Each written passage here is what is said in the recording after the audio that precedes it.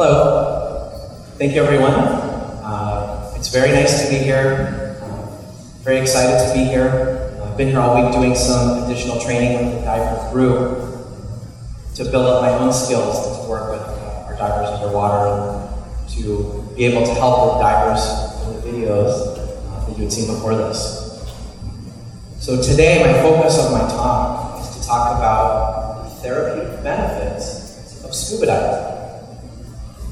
As a doctor, as a scientist, I've done my best to incorporate utilizing the science that has been produced to try to incorporate as much information as I could for you here and to be able to present as concisely and as sort of small bits as far as reaching and helping everyone here to understand the benefits and to also point out where we're going in the future.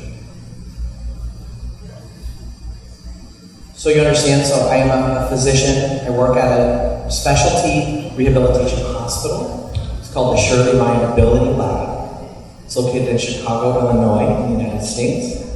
My specialty is called physical medicine and rehabilitation.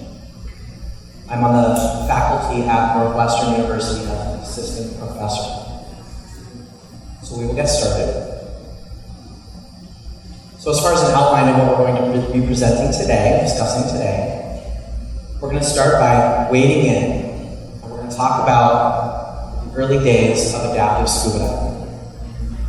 After that, we'll go into some topics about social media, anecdotes, and personal experiences, and talk about the impact that has. Then we'll go into equalizing the benefits physical activity for those with physical cognitive disabilities. Then at the depths of the talk, so to speak, we'll be talking about the psychosocial benefits for those with disabilities.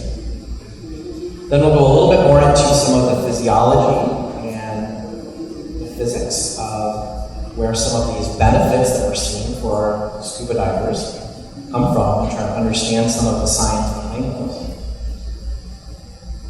And then as we start to come out, we'll talk a little bit more about how all of these things interact. The psychosocial benefits, the idea of working with others and having the physiology behind this and understanding the science and seeing how everything interrelates. And we'll talk a little bit about the end, looking off into the horizon, talking about the future of some of the science, research, other possibilities. So for everyone here who is not used to listening to a talk where we're talking about scientific literature, I'm going to use a lot of literature we call peer review. And what that means is that these are items that are published in scientific journals that have been evaluated by experts in the field and are then published into scientific journals. Okay? There are some things outside of those that I will also present, but I've done my best to include those type of research because we know that there's a lot of science and thought that's gone behind those, and they've reached very high levels of significance. I'm also going to include for the talk today what I'm calling scuba-related activities. Unfortunately, there's not a lot of research on scuba-specific activities. So I've pulled in some other activities and some research on other activities that we're calling scuba-related, and I'll talk about that a little bit more. I also, for some types of research, we have to use animals, because there are some things that you're not able to do on humans. Certain things you're not able to test, and so I've also included some animal research as well.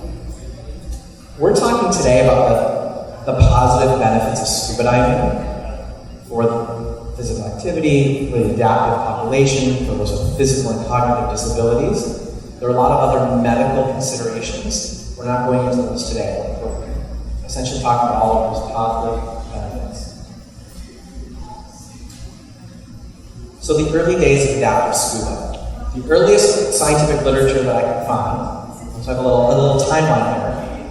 1974. There's actually a course for patients who had paraplegia and were not able to use their legs, as well as leg amputees for those with lost one of their, or both of their limbs, both of their legs.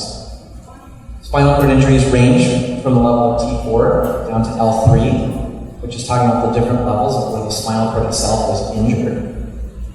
And they actually saw very positive benefits for these divers. Everyone except for the level of T4, which was the highest level, thoracic level 4, were able to master all of the techniques. 1981, there's an organization in the United States called the Handicapped Scuba Association that was founded. In 1984, there's actually a training course, and this was published looking at patients with traumatic brain injury. And they actually did have some very specific things focusing on the impairments and issues for those with traumatic brain injury. Then moving to 1988, there was another case report for a T10 paraplegic.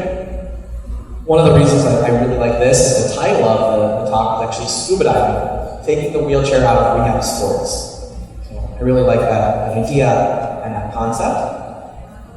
And then the next I could find is 1991. There was another case report for 3 paraplegics who all did well. One of the things I put on the bottom here is that they actually, at that point in 1991, diving is not unsuitable for patients with spinal cord injury. However, they also found that injuries over the T5 level were advised not to dive. So for those of you who have been here training today, I think it's very clear that we're way past this in 1991. There are a lot of, as the adaptive diving and adaptive sports have come into play, they started to see a lot of benefits for patients with different types of conditions. Anything from a traumatic brain injury to cerebral palsy, conditions that cause spasticity, post-traumatic stress disorder, stroke, spinal cord injury, autism. Lots of conditions where they were starting to see beneficial effects. Started to develop then after that different types of adaptive equipment to help these patients and to help these divers. You can see here on the left side is a vest that they wear while scuba diving, and it has these holders for the legs to help hold the legs in line with the body for someone who may not be able to use or to move their legs very well. See these webbed gloves in the top and center. For someone who's only able to use the arms or their hands, they have these webbed gloves to help push and to swim through the water. A full face mask is appropriate for certain types of conditions and for certain types of divers who may not be able to use traditional type of gear. And they even have, on the bottom right here, these little motors that someone can use underwater to help propel themselves or to help move them through the water. Led to a lot of organizations over the years to try to help and work with these adaptive divers in these populations. Started to see these observations, we're seeing these benefits in certain conditions. It starts to build, and there starts to get momentum behind it. Anything from the local levels, national levels, even international levels. Military is using some of these techniques for some of their patients and their divers and their populations, private organizations and nonprofit organizations. So really widespread. So then we get into social media. Now with technology expanding, right? Patients, people, adaptive divers, adaptive sports, everybody's starting to see this momentum and start to understand these benefits. And that word can spread through social media. Right? You can see here the top 10 health benefits of scuba diving. Right? Lots of ideas out there, lots of websites, lots of information out there about what people are feeling and experiencing. Right? You can look at different websites, you can find different aspects. Right? This one has 12 benefits of scuba diving. Right? Lots of different activities listed there with pictures to kind of grab your attention. Then this other one, right? They've drawn some things on the beach. The benefits of scuba. It's good for the mind, body, and soul. There's military websites out there, right? Patriots for disabled divers. Why scuba? I'm talking about these as well. So you can see these out there on the internet. Right? Lots of people can get this information. One of the things that I think is important to know, and I call this the ripple effects. Right? You think of a rock dropped in the water, and it ripples out. You see that water spreading. Okay? It can continue to spread. But among this, many of these are based on individual experiences. They have not really made it into the scientific literature to really demonstrate what is truly beneficial, right, as far as really reaching a higher threshold of what may be meaningful.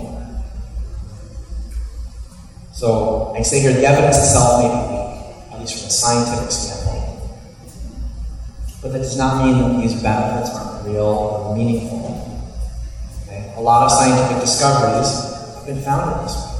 Maybe they start by chance, individual experiences, or luck.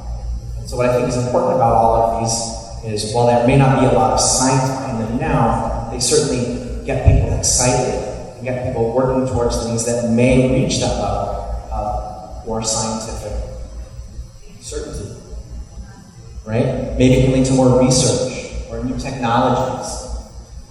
Opportunities for the adaptive population, maybe funding, right? Meaning government organizations, other organizations may help to bring money in for those organizations to then fuel those and to expand. And then even more formal research.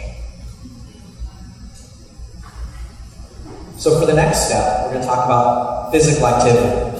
So I'm not getting into scuba diving yet. This is just physical activity for those with physical or cognitive disabilities. Okay. Excuse all the language here, but there really wasn't a whole lot another way to do this. So physical performance accomplishments lead to improved self-efficacy, self-concept, self-esteem, social acceptance. Right? How are those people perceiving themselves? Physical activity helps to improve how a person perceives themselves. There's lots of research out there that show that physical activity is beneficial for those with disabilities across essentially all types of conditions and diagnoses. And then aquatherapy. Aquatherapy is one of those that I'm going to classify into a scuba-related activity. Someone's in the water, they're going through, this feeling of weightlessness in the water. There's a lot of crossover, there's a lot of interaction with what's happening with scuba diving. But they're seeing improved fitness levels for those with spinal cord injury. They're seeing improvement with those with different orthopedic conditions, meaning someone with a hip or a knee or back arthritis. By being in that anti-gravity space, it helps to alleviate some of that pain that someone is experiencing. Again, with orthopedic conditions, arthritis, but a lot of other conditions as well. Now we're going to switch and talk more specifically about scuba diving. So the psychosocial benefits. The most research is actually here on the psychosocial benefits of scuba research. Okay? We're seeing improvements in self-confidence, self-concept, community integration, quality of life, emotional well-being, adaptive behaviors, and there's a quote I really like: freedom from being defined by their disability. Military veterans.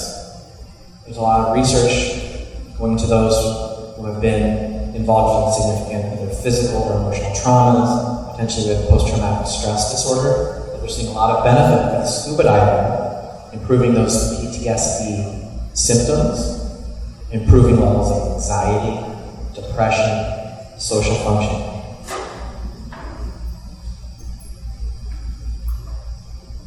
Again, here's where I'm getting into more of these scuba-related activities. So, being underwater, it's a very quiet, sort of, oftentimes many people would describe it as like a serene environment, where there's not a whole lot of external sound, and it's you and your breath. And people think of that many times as being in some sort of a meditative state, meditative breathing. And so, not specific to scuba diving, but again, meditative breathing has been shown to be beneficial beneficial for those with post-traumatic stress disorder, depressive symptoms. It can help with pain, improve quality of life. One other aspect is having camaraderie, or having friends or peers, others that are in your same type of group, or making friends that become part of your group. That can be very beneficial to improving someone's overall quality of life, right? And so there's even research out there that shows that that is beneficial. Many times, many of us in this Diveheart group today came from the United States, to other parts of the world as well. And coming down here, I've met a lot of new people, and I've developed that camaraderie among the other divers that I've worked with. And so, similarly, for those with physical or cognitive disabilities, that can come and meet a new group of people that are all experiencing something new. It can be very, very beneficial. Aquatherapy. So it's been shown to reduce anxiety, increase perceived well-being. Also, water allows us freedom of movement restricted by gravity during land exercise.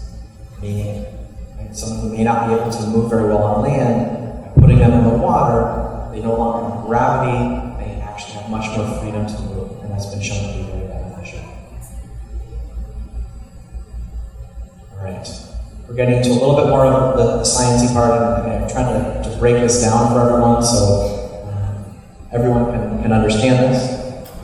I know I did say to save questions toward the end. If there's a term here that someone doesn't understand, if you want to raise your hand and ask, I have no problem. We can stop right there, okay? So we're going to talk about motor function. And I don't mean motor like a car. I mean motor like your muscles, your motor activity. So, in many conditions that affect the central nervous system being the brain or the spinal cord, which goes through the spine, there are a lot of different physical conditions that can come along with that. And we call that the upper motor neuron syndrome. There are different things like increased reflexes, abnormal muscle tone, meaning someone can have very, very tight and stiff muscles, or similarly, someone can also have very, very weak and flaccid or loose muscles. The pattern that we see really depends on the location of the injury and where it occurred in that central nervous system. One of the things that's very common to see in someone who's had an injury to that central nervous system is the muscles get very tight and stiff. There's actually lots of different types of ways that stiffness can be classified or defined. On the left column here I have what they classified as hyperkinetic, or movements that are involuntary, meaning the person doesn't have control of those movements. You can see symptoms of clonus or spasms, or something called action-induced spastic dystonia, which sounds like a mouthful, but maybe you've seen this or know someone that has this, but someone may be doing a movement, they may be running, and you can see a certain part of their body pull into a certain type of position. Someone may be running, and the arm may pull, or the head may move a certain way. Those are some of those action-induced type of movements. The hypokinetic, so on the right side, these are things that actually impair someone's movement or restrict someone's movement. Spasticity, other complicated terms, spastic dystonia, or spastic co-contraction. These all have different meaning when you're evaluating a patient, when you're looking at a patient. But I think for the point here is that you see this increase in muscle tone. The muscles are tight and stiff, and it can be really either distressing or it can limit a person's movement, and movement it can impair how they are able to take care of themselves and get dressed. Okay? One of the most common types of increased tone that's discussed is what we call spasticity. Spasticity was originally defined in 1980 by a guy named Lance. It's a motor disorder classified by velocity-dependent increase in tonic stretch reflexes. Okay? The idea here is that the limb may be moving okay, but as soon as you try to move something fast, it gets really tight. So someone may be able to move someone's arm, okay, kind of loosely. As soon as you do it fast, it gets very tight. we call spasticity. Okay? Spasticity has been shown to improve with scuba diving.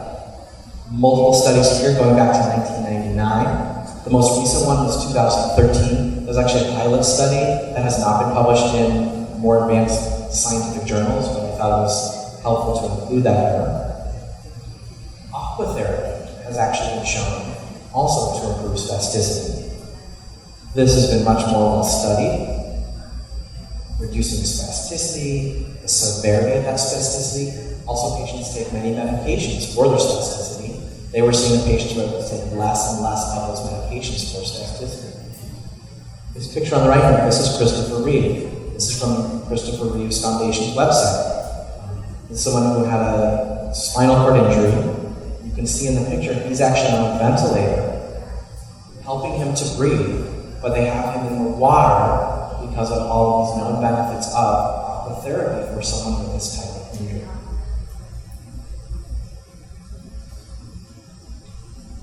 So now we're going to talk about what I say is gait, ambulation, and mobility. So up and walking and moving. Okay? So gait is defined as pattern of movement of limbs during locomotion. So it's the way that scientists and people can evaluate the way that someone's walking to define ways to treat that, but also ways to help diagnose a potential problem. The second bullet point here, human gait, it's a bipedal, biphasic forward propulsion of the center of the mass. Okay? Bipedal means 2 legs, okay? 2 feet. Bipedal pedestrian, okay? Biphasic, okay, means that it's actually in 2 phases. There's the part where your leg is on the ground, and there's the part where your leg is swinging. Okay, that's what that means. And forward propulsion of the center of mass means that it helps your body to move forward. Okay. There's a nice graphic here. It can get very complicated. It shows a child looking at the different phases of gait, and there are lots of different and scientific ways to analyze this.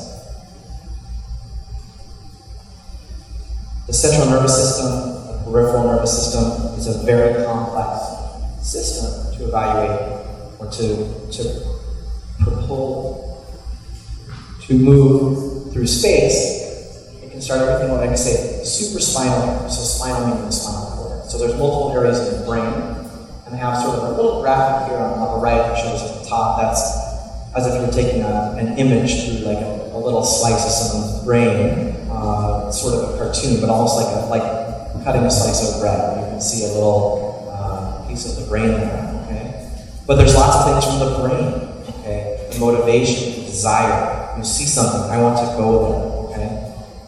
Then it goes down to the spinal cord. There's lots of different nerves. The nerves go from the brain through the spinal cord. There's different nerves in the spinal cord that help to do that movement as well. And then it goes from the spinal cord out to the muscles to actually control that movement. But also then here, there's also what I say is sensory feedback. So even as you're moving, your foot feels the ground.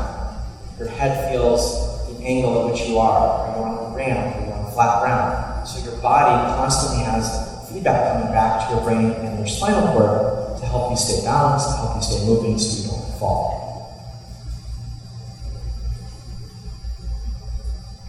Improved motor function. So there's a bunch of different conditions where they've actually seen both with scuba and aquatherapy, improved motor function. And this is not a list of every condition. This is a list of some key conditions. Spinal cord injury. We're actually seeing some improvement in motor function in the context of scuba diving. Aquatherapy, improved function. For those who are interested in something called the functional independence measure, which is the letters of FIM, we're seeing some overall function improvement. Aquatherapy with a spinal cord injury.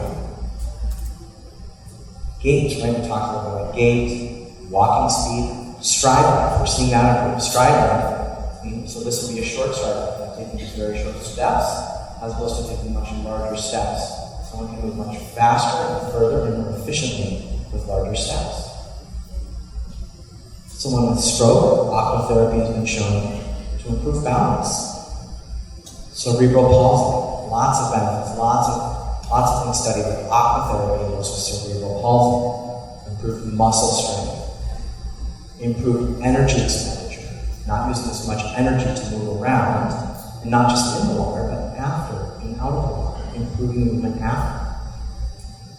Overall gross motor function scores and their mobility. Okay? Walking endurance. Okay? Someone built up on endurance, they have more energy, they're not using as much energy, they can walk much further as well. Okay, now I'm going to shift from motor and mobility, and now I'm going to talk about sensation and pain. Around the 1600s, it was thought, okay, someone touches fire, feels a burning sensation. They thought, okay, it goes up to somewhere in the brain and someone senses pain. We've learned since then it's much more complicated than this. But sensory changes, or even sensory improvement, okay? There's this thought that this pilot study that was done almost 10 years ago, showed that subjects, for those with spinal injury, had some improvement in their sensation. We're also seeing that aquatherapy is helping very much to improve patients with fibromyalgia and other syndromes that have chronic and long-standing pain.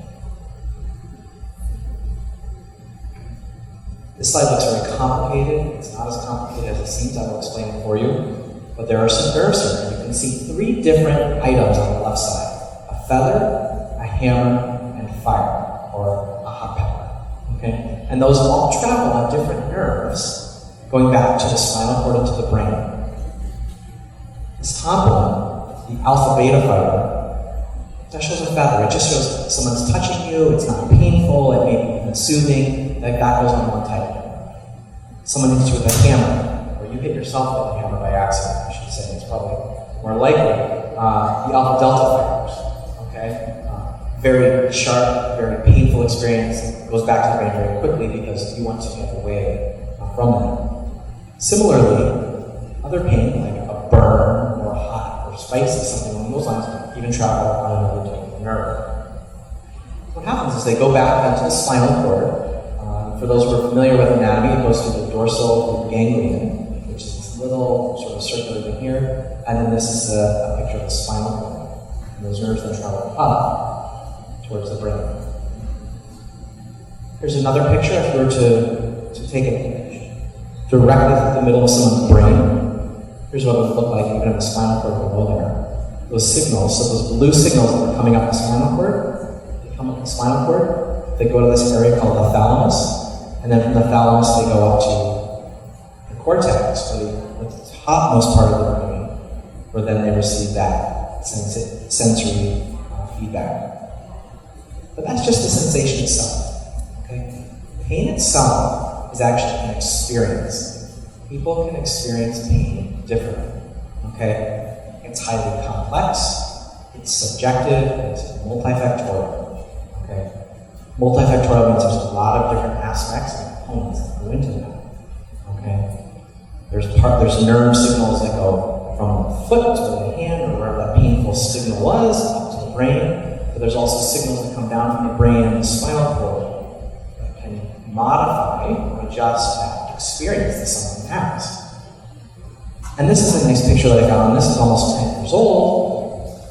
But you can see up in the brain at the top there, the pain experience. Okay? And then as you look further down, there's the attention or the expectation, right? Expectation of pain may affect one way or another. Okay? Someone's mood. Are they tired? Are they fatigued? Are they stressed? That can all play a role in how someone responds to pain. The genetics.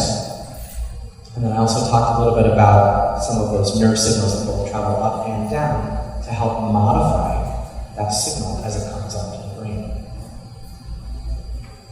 So how does your brain interpret that? Okay? The nociceptive input. Not trying to be too fancy there, but nociceptive means that painful input. Okay? That pinprick, that hammer, the fire, whatever it may be, that burn, that's a nociceptive signal. Okay? It's influenced by memories, emotional, pathological, genetic, social, and cognitive factors. Okay? It can even be modified according to even what's appropriate or possible in a certain situation. The slide here shows a very complex way of looking at this. I'm not going to go through this, we don't need to study this for now, but we can see these red lines and green lines moving up and moving down. Some things are affected by the brain, which is up at the very top. And the second part is at the midbrain, base of the brain, and the next part down in the spinal cord. They all interact. Okay, it's much more complex. For those of you who maybe have heard of the gate theory of pain, okay? Think about gate like a fence with a gate to walk through. Okay? And I'll break that down in just a moment. Okay? So we have these large fibers, these A beta fibers, okay, which is the purple line there, the top line there, the mechanoreceptor. Okay, that was the one on the other side that had a feather. Okay, it's not a painful signal. Okay, that can actually inhibit then the red signal, right, from this hammer.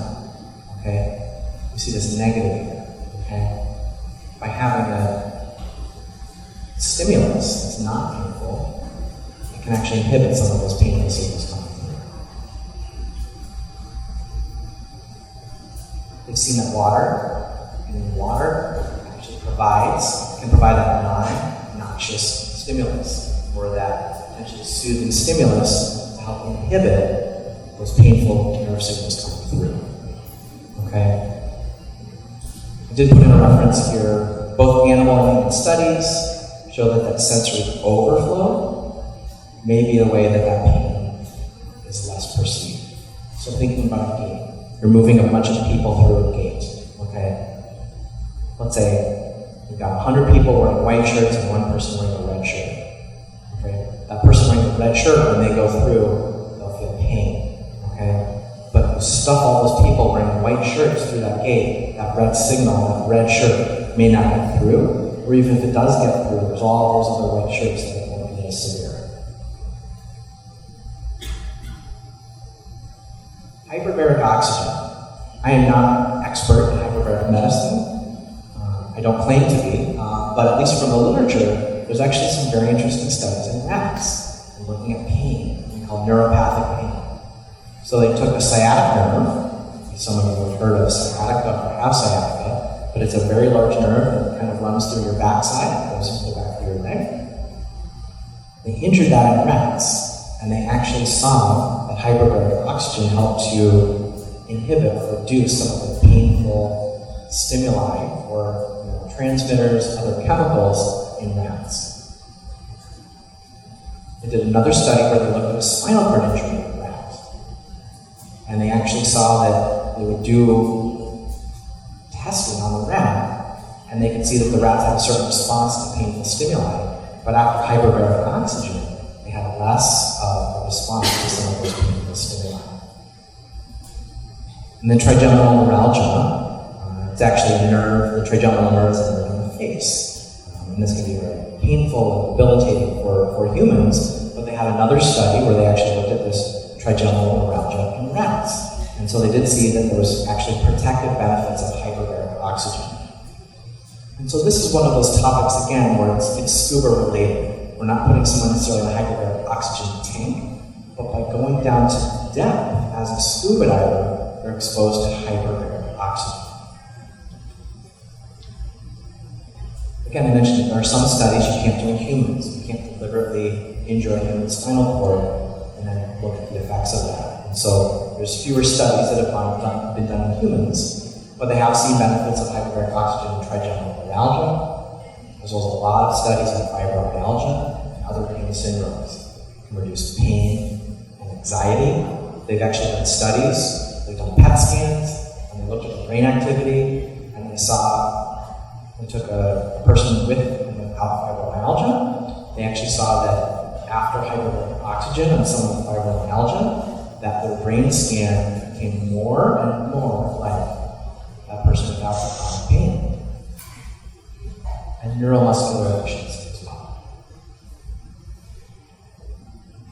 So hyperbaric oxygen therapy, to some extent there may be some controversy. There's a lot of off-label treatments about hyperbaric oxygen. Okay? lots of off-label treatments, lots of claims.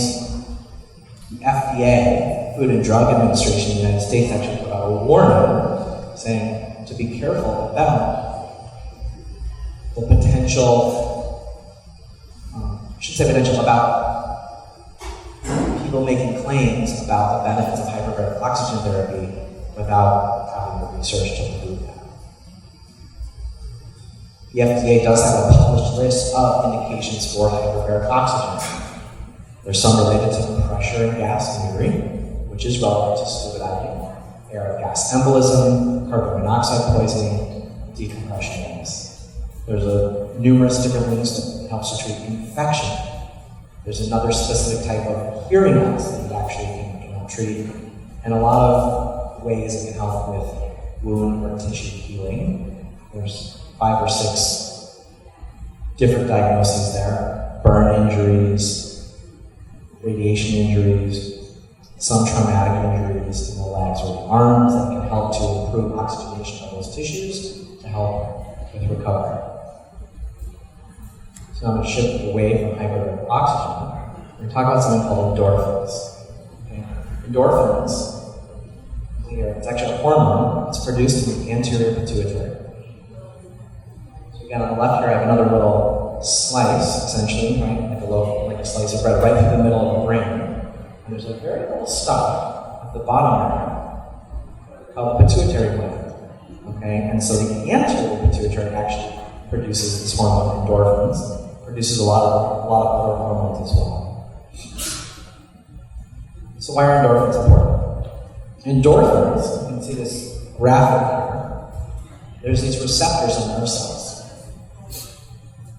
It's called an opiate receptor.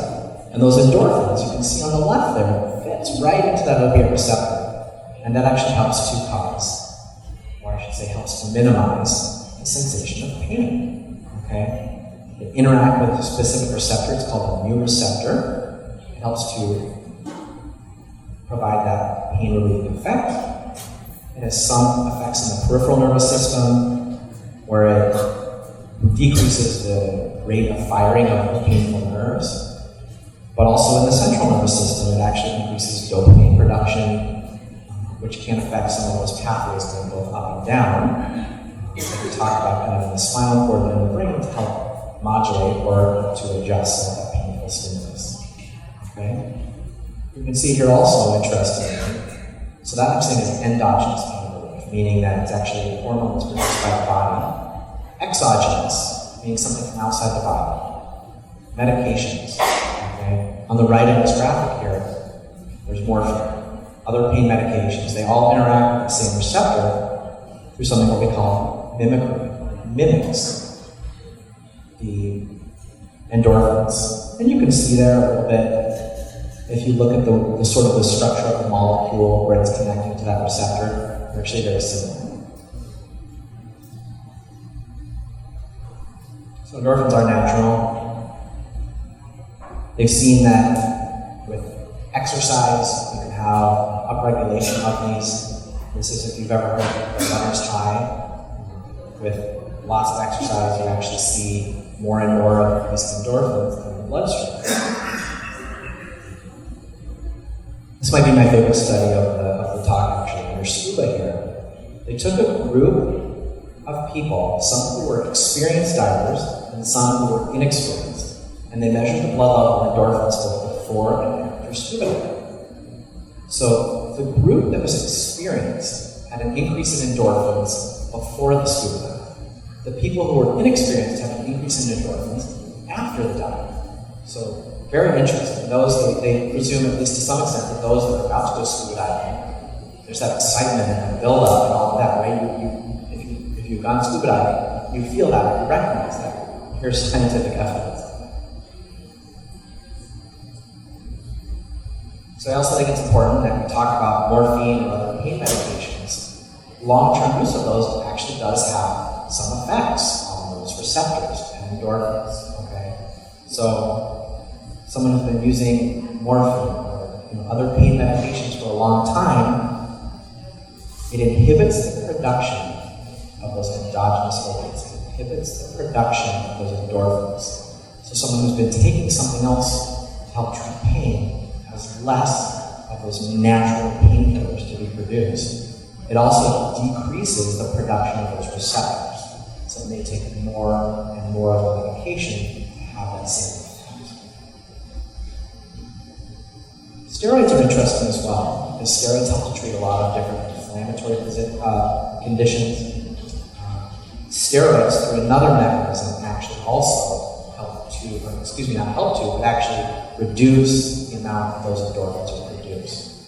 So, for those who have an inflammatory condition, steroids may be the mainstay of that treatment. They may also have pretty significant pain-relieving effects when somebody first starts taking those, but long-term, they can actually be negative effects.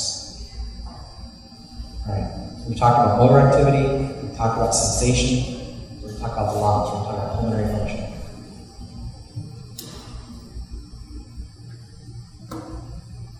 Getting close on time.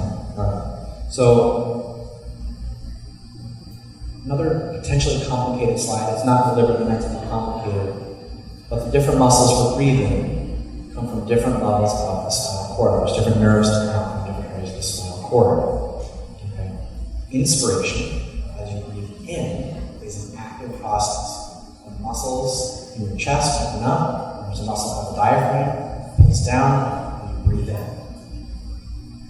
Exhaling, just regular exhaling, letting it air out, is actually a passive process. You can use muscles to force that air out, okay? But depending on if there's a spinal cord injury, it may affect someone's respiratory function, particularly up in the neck here, at the levels C3, 4, or 5. Those nerves and those nerve roots actually affect the diaphragm, so that can have a significant impact on someone's respiratory function. If someone has a spinal cord injury at or above those levels, they may require a ventilator to breathe. There's lots of fancy ways and lots of ways to examine the way that someone is breathing, okay? But you can kind of think if you're just sitting there at rest, listening to some guy speak up on stage at a talk, and you're just breathing regularly, you can see sort of small up and down waves, okay? That's just you breathing regularly. If you breathe in as deep as you can, okay, you'll see that go up. You can actually breathe in much more. And then you exhale, let all that air out as much as you can. You see that go down, okay? And then you keep breathing regularly. What's the significance of that? One of these volumes, breathing all the way in and then breathing all the way out, it's called the vital capacity. Okay? Why that's important is they've seen in spinal cord injury that if you were to measure one respiratory function, that vital capacity actually serves as a good representation of the rest of someone's pulmonary function. So now we're going to talk about the benefits. Okay? Aquatherapy for scuba diving, aquatherapy for spinal cord injury has been shown to improve vital capacity. Same thing in cerebral palsy. And they've actually seen that vital capacity is improved with scuba diving. This goes back to 1999 for someone with spinal cord injury.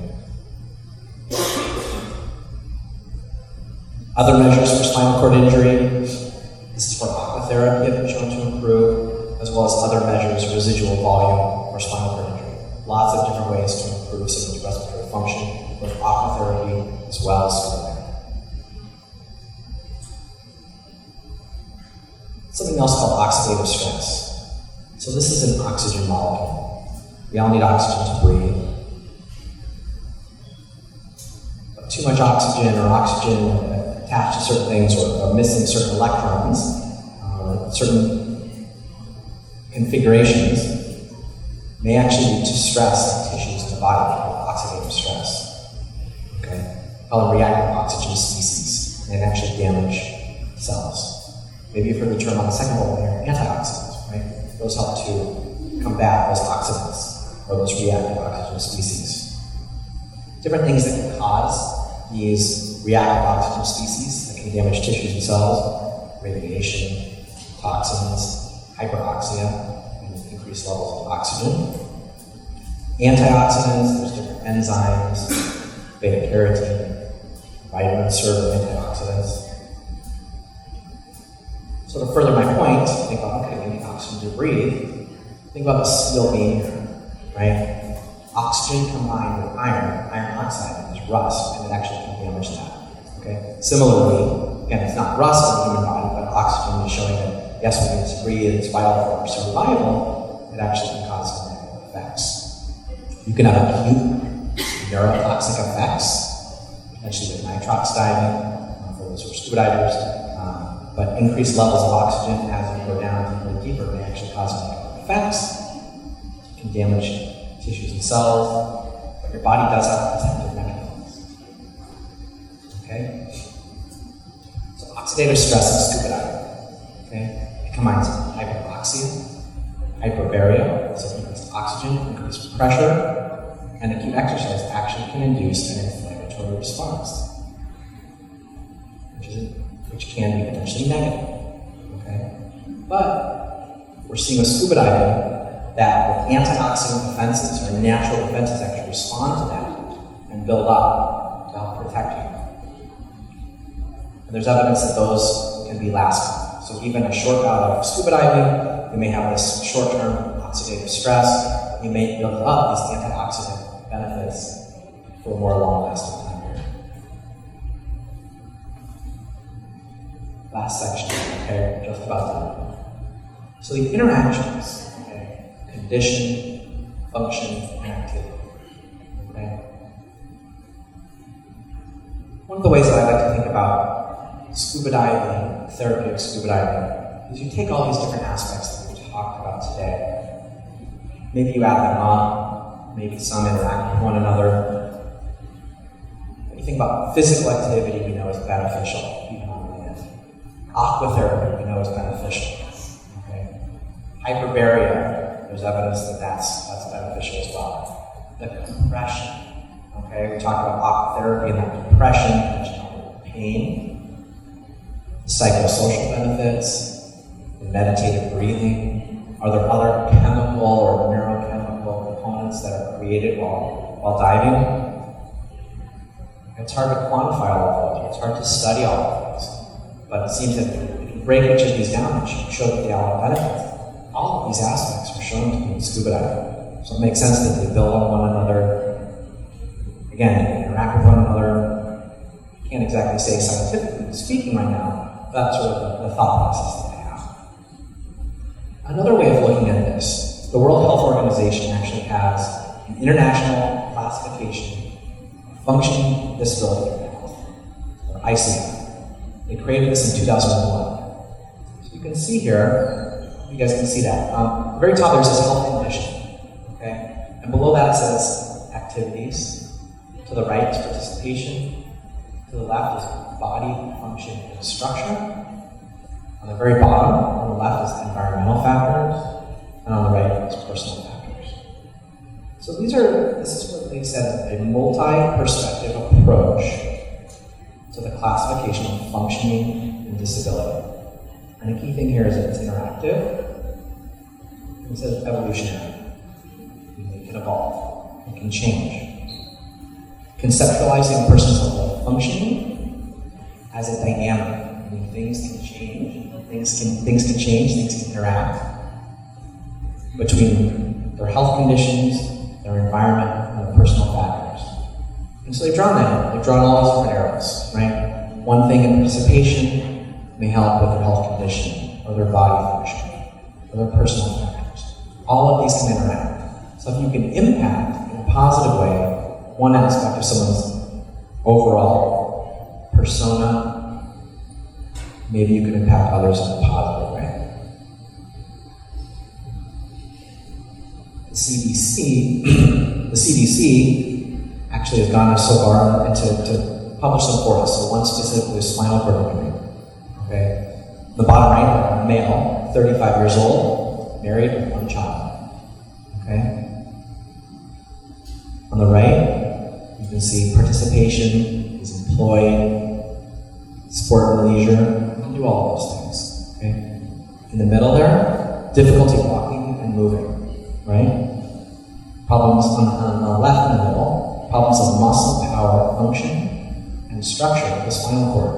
Right? So all of these are interacting, okay, to help classify, if you will, But think about this as a person, that if you can improve certain aspects of this person's life, it will actually positively impact others.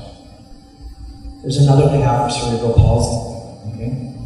Difficulty with walking. On the left, joint function, contractions. The joints themselves are tight, they're not able to move. Reduced, restricted education, community. But if you can improve some of these aspects, right? Again, interact, all these arrows go both directions. So it's a nice way of thinking about it. So the future. I know this is meant to be comprehensive as far as all of the different technologies out there, but just thinking about scuba diving specifically, okay? A wide field of potential study population. We've seen it's beneficial. We talked about at the beginning, social media, we've seen a lot of different positive effects for a lot of different patient populations, for a lot of different types of people, okay? There's already established recreational and adaptive training courses, okay? Right? It can go from, the research can go from the bench science to mobility to quality of life. Really, there's a lot of different ways that the research can go. Some of the limitations, cost, can be very expensive. There's a lot of equipment, there's training, technology. Maybe there may be certain technologies that have not yet been invented to help some of the potential adaptive populations for diving. And then adequate controls. Control means if you study a group of people doing something and you see a benefit, you don't necessarily know if you did another group of people and you studied them doing something similar but not quite the same, do you really see a difference? Okay? And so making sure that there's adequate controls for these study populations. There's some neat things out there with virtual reality, called a brain-machine interface, okay, using virtual reality and robotics, working with patients with spinal cord injury, and try to improve their sensation, their movement, improving their walking. Hyperbaric oxygen therapy, there's actually an ongoing clinical trial that I was able to find, looking at hyperbaric oxygen treatment in traumatic spinal cord injury. It's our pilot study. Other things with different neurotransmitters, serotonin, dopamine, okay. Many others potentially. Most of those are done in animal studies right now. And looking at endorphins, right? We talk a lot about endorphins and runner's high. There's a lot of benefit to those natural pain-killing chemicals. Maybe you could look at them before a dive, after a dive, we saw that. Maybe there's a way to look at some of those during a dive. We'll see. Overall, one of the things that I want to just stress is there's really a shallow pool, meaning not a lot of scientific data specific to scuba diving. I've done my best to incorporate what I could today about these other scuba-related activities. And the depths of possibilities. There's a lot of different ways we can go. Have some people to thank. Diveheart, thank you for putting on the symposium. Went through the training this week. I'm still not done with the training. I have more training after this. I'm scuba gear underneath this.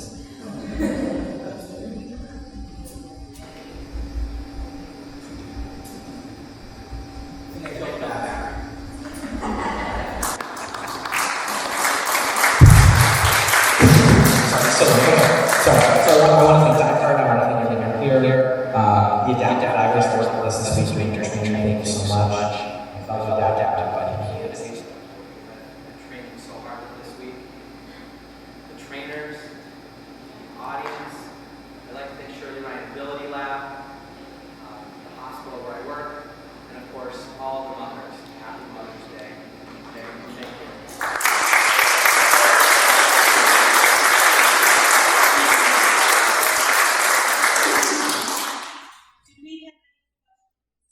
Does anybody have any questions for Dr.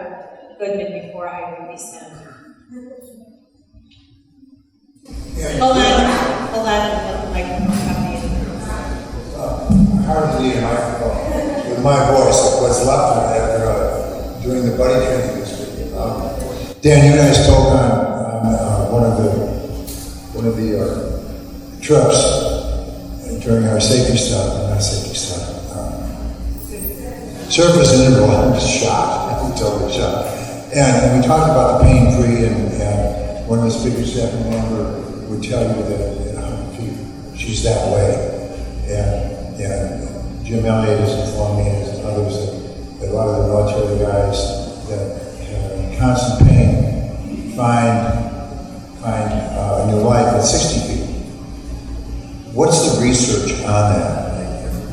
Is there anything going on? Do we have any science behind that? Is it chemical? Is it neurological? Combination psychological? Where does that stand?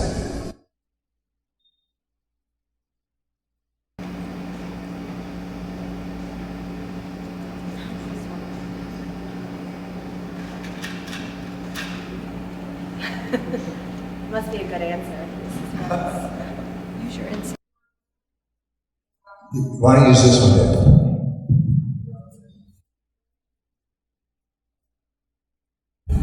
Hi, can you hear me? Okay, very good. So just to reiterate, the question is, we're seeing a lot, even people we're diving with this week, that we're seeing these benefits, they're going down when they get to a certain depth, and they're pain-free. The tricky part here is that we don't have a lot of evidence. There's not enough research onto what exactly is causing that. Okay, what is helping to relieve those symptoms? I've done the best I could to try to outline at least, the different ideas behind that, to point out, if it's specific to this or even for this diagnosis. The research isn't out there yet. There's nothing in the literature. There's ideas, right? Is it related to different neurotransmitters, dopamine or serotonin? Is it related to, other, we talk about pain as an experience. Are there other ways that, right, we're improving someone's overall self-confidence and et cetera, or even we're helping to alleviate their pain for a time period? Is that short period of time where we're helping to alleviate their pain related to one aspect, but then that's interacting with other aspects of their life that then is helping to improve their pain further on? We don't know right now, okay? And that's what's exciting about that, and to some extent, it's an exciting time, because there's a lot of different things to look at, a lot of different ways to evaluate this. Some of them, right, we talked, are there ways to measure certain things at depth? Are you able to do blood draws or do certain tests at depth to try to help look during that time, right? This acute time, this short period of time where someone is having that relief of pain. Can we explain that through testing and then potentially looking long term? So I think that the symposium, all the work that's been done, and I was calling the question out that there will be an acceleration of research from great medical institutions like